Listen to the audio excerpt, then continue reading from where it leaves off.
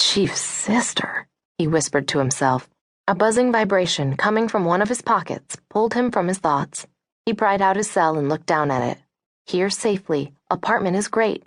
And check out my lab. I think I'll call this handsome fellow Danny.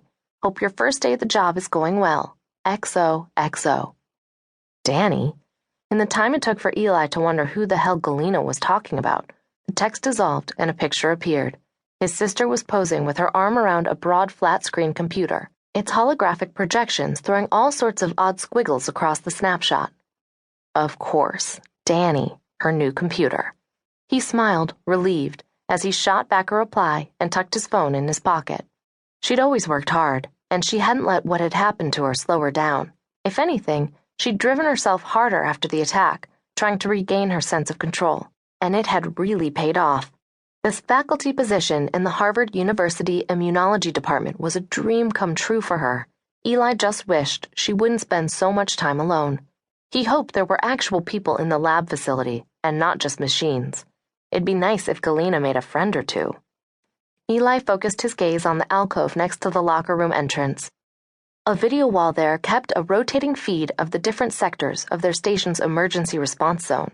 He stared at the teeming canals and sidewalks. So many people, so many problems. The population of the city had swollen in the last few years as Boston became one of the few remaining cities with modern conveniences. Electricity, a barely functioning police force and fire department, hospitals still stocked with antibiotics and anesthetics, luxuries.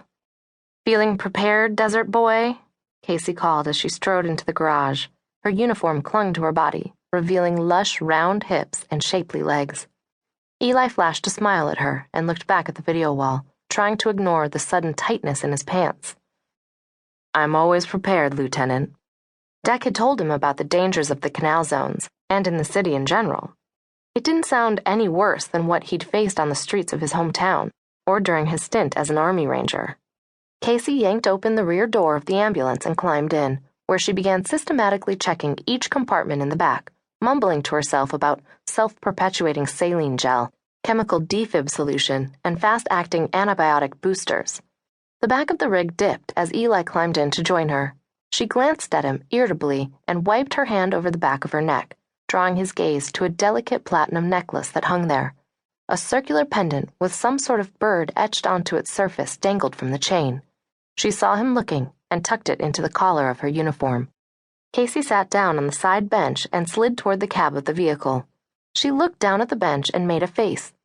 Could you grab some powder clean and wipe this?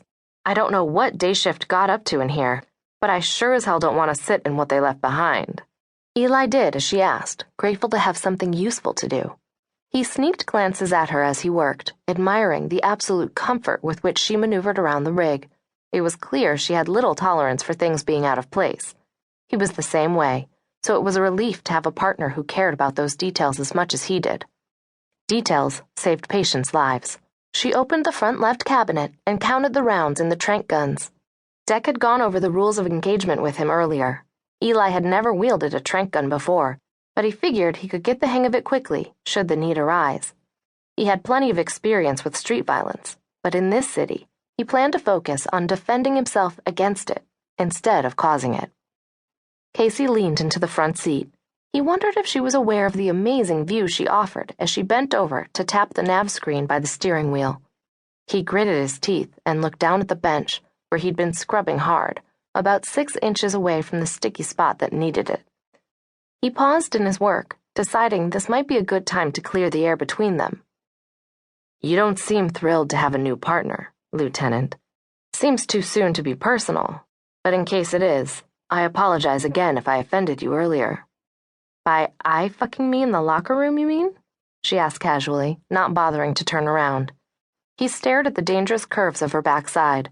Her tone hinted a challenge, which drew a smile to his lips. Was it good for you, too? Her shoulders shook, and he wondered if she was laughing. But then she made a disgusted sound and grabbed something from the front passenger seat. She turned around and held out a small colorful box. Want some mocklet? It's the high-end stuff. My father once got us the real thing, and I swear this tastes just like it.